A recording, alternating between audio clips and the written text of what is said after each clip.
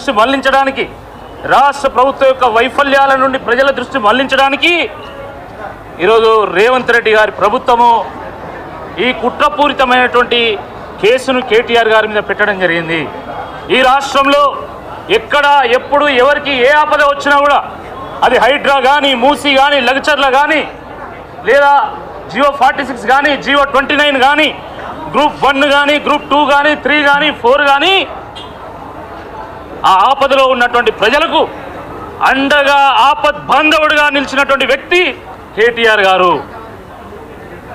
ఈ కాంగ్రెస్ ప్రభుత్వం చేస్తున్నటువంటి 1,00,000 కోట్ల కుంభకోణాలకు కేటీఆర్ గారు అడుగడుగునా అడ్డం పడుతున్నాడనేటువంటి ఒక దురుద్దేశంతో ఈరోజు ఏదో విధంగా కేటీఆర్ గారిని అడ్డం తొలగించాలనేటువంటి ఉద్దేశంతోనే ఈ కేసు పెట్టడం జరిగింది. కానీ నిజాయితీకి ధైర్యం ఎక్కువగా ఉంటుంది, నిజం నిలకడగా తేలుతుంది. కాబట్టి కేటీఆర్ గారు ఎట్టి పరిస్థితుల్లో ధైర్యంగా దీన్ని ఎదుర్కోవడానికి సిద్ధం కావాలనేటువంటి ఉద్దేశంతోనే మొన్న వారు ఏసీబీ కార్యాలయానికి వెళ్ళారు. ఈరోజు కూడా ఏసీబీ కార్యాలయానికి వెళ్ళడం జరిగింది. కేటీఆర్ గారు ఊరికనే చెప్పలేదు, మేము లాయర్తో పాటు వెళ్తామని ఊరికనే చెప్పలే. ఎందుకంటే లేనిపోని అపవాదులు కేటీఆర్ గారికి ఆపాదించడానికి ఈ కాంగ్రెస్ ప్రభుత్వము కుట్ర బన్నుతుంది. కాబట్టి మేము లాయర్తో పోతామని చెప్పడం జరిగింది. ఈరోజు ఉదయం నుండి ఏం జరుగుతున్నది? ఉదయం వారు ఏసీబీ ఆఫీస్కి పోయారో లేరో ఇక్కడ టీవీలలో స్క్రోలింగ్లో వస్తూ ఉన్నాయి. కేటీఆర్ గారు సహకరించడం లేదు, సరిగ్గా ప్రశ్నలకు సమాధానం చెప్పడం లేదు, మౌనం వహిస్తున్నాడు అని చెప్పేసి దొంగ సమాచారాన్ని ఈరోజు సీఎం కార్యాలయం నుండే మీ మీడియా ఛానల్కు పంపిస్తున్నారు. అవే స్క్రోలింగ్గా వస్తున్నాయి, అవే వార్తలుగా వస్తున్నాయి. దీన్ని బీఆర్ఎస్ పార్టీ తీవ్రంగా ఖండిస్తూ ఉన్నది. అరే రేవంత్ రెడ్డి గారి ప్రభుత్వం వచ్చినప్పటి నుండి మొదటి రోజు నుండి ఏదో రకంగా బీఆర్ఎస్ పార్టీని బదనాం చేయాలన్నట్టు కుట్ర చేస్తూ ఉన్నది. అసలు రేవంత్ రెడ్డి గారి ప్రభుత్వం వచ్చిందే బీఆర్ఎస్ పార్టీ మీద, బీఆర్ఎస్ పార్టీ నాయకుల మీద కక్ష తీర్చుకోవడానిక అన్న చందంగా వ్యవహారం చేస్తూ ఉన్నది. విద్యుత్ కుంభకోణమని, లేదా డ్రగ్స్ అని, కాళేశ్వరం అని, ఫోన్ ట్యాపింగ్ అని, చివరకు ఫార్ములా ఈ రేస్ అని ఏదో రకంగా నిత్యం మీడియాలో ఈ అంశాలను పెట్టి అసలు అంశాలను చర్చకు రాకుండా చేయాలనేటువంటి కుట్ర దీంట్లో దాగి ఉంది. మీరు చూడండి, సంవత్సర కాలంలో ఈ రాష్ట్ర ప్రభుత్వం ఏం చేసింది అంటే 6 గ్యారంటీలకు ఎగనామం, ప్రజలకు పంగనామం, రాష్ట్రమంతా ఆగమాగం. ఇది కాంగ్రెస్ పార్టీ విధానం అన్న చందంగా వ్యవహారం చేసింది. కాబట్టి రేపు స్థానిక సంస్థల ఎన్నికల్లో పోవడానికి ముఖం లేదు కాబట్టి, ప్రజలకు సమాధానం చెప్పలేదు కాబట్టి ఏదో విధంగా బీఆర్ఎస్ పార్టీని బదనాం చేయాలా, ఈ రాష్ట్రంలో ఒక ప్రత్యేకమైనటువంటి ఎజెండాను ప్రజల ముందు పెట్టాలి. నిజంగా ప్రజా సమస్యల ఎజెండాగా పెట్టకూడదు, 6 గ్యారంటీలను ఎజెండాగా పెట్టకూడదు, 420 హామీలను ఎజెండాగా పెట్టకూడదు. ఏదో విధంగా డైవర్షన్ తీసుకురావాలనేటువంటి ఉద్దేశంతోనే ఈ రకమైనటువంటి కేసును పెట్టడం జరిగింది. కానీ ఎట్టి పరిస్థితుల్లో కేసులకు భయపడేది లేదు. 600 106 కేసును ఎదుర్కొంటాం, న్యాయపరంగా అన్ని రకాల కొట్లాడతాం, రేపు ప్రజా కోర్టులో కూడా పెడతాం. అంతిమంగా ప్రజాస్వామ్యంలో ప్రజా న్యాయ నిర్ణేతలు రాబోయేటువంటి స్థానిక సంస్థల ఎన్నికల్లో 2 చెంపలు కాంగ్రెస్ పార్టీకి వాయించే విధంగా బీఆర్ఎస్ పార్టీ యొక్క సమాధానం ఉంటుంది. ప్రజలే ఏకమవుతారు, ప్రజలందరూ కూడా ఏకమై మరి కాంగ్రెస్ పార్టీకి బుద్ధి చెప్తారు. తెలంగాణ ప్రజలు చైతన్యవంతులు.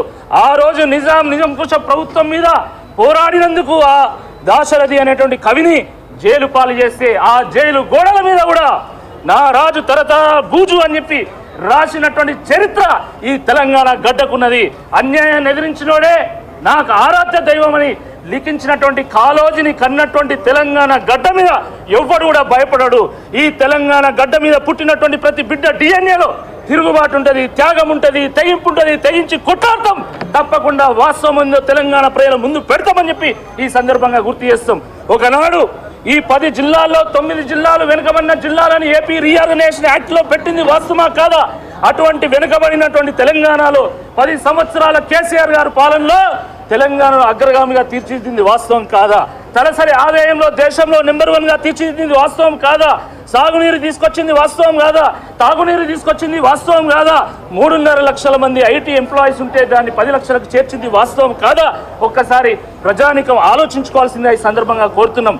కాబట్టి బ్రాండ్ హైదరాబాద్ ఇమేజ్ను కేటీఆర్ గారు పెంచింది. కాబట్టి ఫార్ములా ఈ రేసును ప్రపంచ నగరాలతోని, అది సియోలు కానీ బీజింగ్ కానీ, మాస్కో కానీ, న్యూయార్క్ కానీ ఇలాంటి ప్రపంచ నగరాలతో పోటీపడి వాటి తలదాన్ని బ్రాండ్ హైదరాబాద్ను పెంచే విధంగా ఫార్ములా ఈ రేస్ను విజయవంతంగా మొదటి దఫాను ఇక్కడ నిర్వహించారు. కాబట్టి ఎట్టి పరిస్థితుల్లో కేటీఆర్ గారిని డ్యామేజ్ చేస్తే తప్ప ఈ హైదరాబాద్లో మాకు పుట్టగతులు ఉండవు.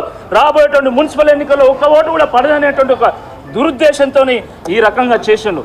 వాస్తవానికి ఈ సందర్భంగా మనం అడగాల్సినటువంటి ప్రశ్న ఏంటంటే, అరే ఫార్ములా ఈ రేసు ఒప్పందంలో భాగంగా రెండో దఫా నిర్వహించాల్సింది, అది నిర్వహించకుండా ఒప్పందాన్ని తుంగలో దొక్కినందుకు, ప్రజల విశ్వాసాన్ని కొల్లగొట్టినందుకు, అంతర్జాతీయంగా తెలంగాణ పేరు ప్రతిష్టలను, భారతదేశ ఖ్యాతిని గంగలో కలిపినందుకు రేవంత్ రెడ్డి గారి మీద ఎందుకు కేసు పెట్టకూడదో ఈ ప్రభుత్వం సమాధానం చెప్పాలా, మనం అడగాల, మీడియా వాళ్ళు కూడా ప్రశ్నించాలా.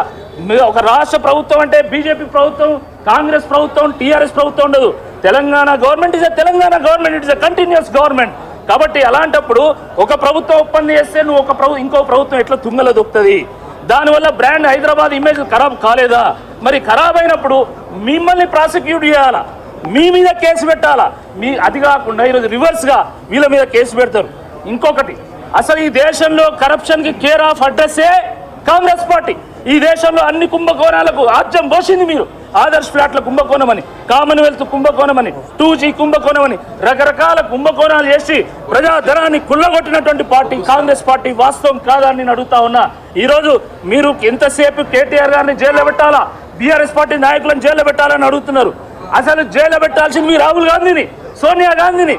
బెయిల్ మీద ఉన్నటువంటి వాళ్ళని మీరు జైల్లో పెట్టకుండా మీరు బయట ఉంచుకుంటా ఈరోజు నిజాయితీగా పనిచేసినటువంటి వాళ్ళని, ప్రజల కోసం పనిచేసినటువంటి వాళ్ళని, ప్రాంతం మీద ప్రజల మీద ప్రేమతోని మమకారంతోని వెనుకబడినటువంటి తెలంగాణను ఈరోజు వెలుగులోకి తీసుకొచ్చినటువంటి నాయకుల మీద కేసులు పెడితే తప్పకుండా తెలంగాణ సమాజం సమాధానం చెప్పి తీరుతుంది. వాస్తవం మీద తెలుసుకునేంత చైతన్యం తెలంగాణ గడ్డ మీద పుట్టినటువంటి ప్రతి బిడ్డలో ఉంటుంది. ఆ చైతన్యాన్ని ప్రదర్శిస్తారు. రాబోయేటువంటి రోజుల్లో మీకు ధీటైనటువంటి సమాధానం చెప్తారని ఈ సందర్భంగా హెచ్చరిస్తా ఉన్నాం.